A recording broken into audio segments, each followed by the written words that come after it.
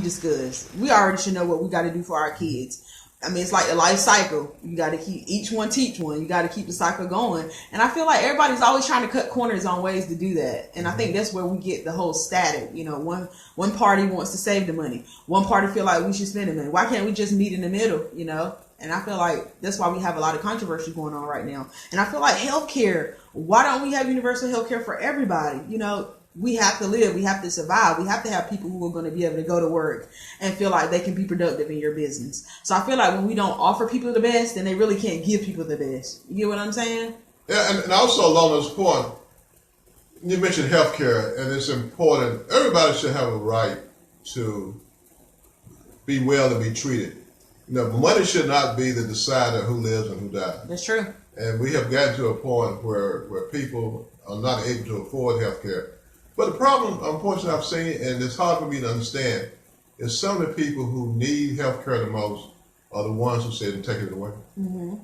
Some of the people who need these programs the most are cheering those on, or those parties on, and said, you know, give them money to the rich folks. Yeah. You know, and you know, those people who saying, yeah, increase the death tax.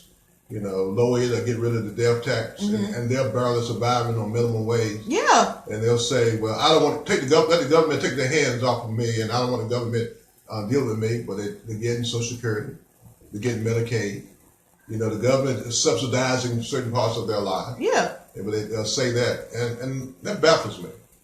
Who you telling it? I know one time when I was because I've been, like I said, I've done a lot of things without looking for a dollar.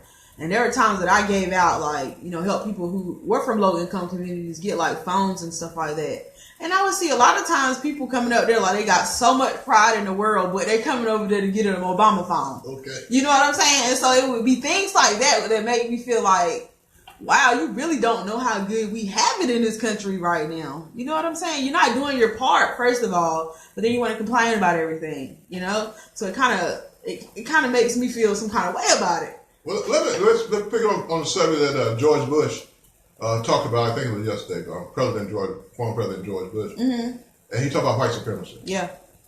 And the rise of white supremacy. Now, I grew up in the 1960s, 50s, and the 60s.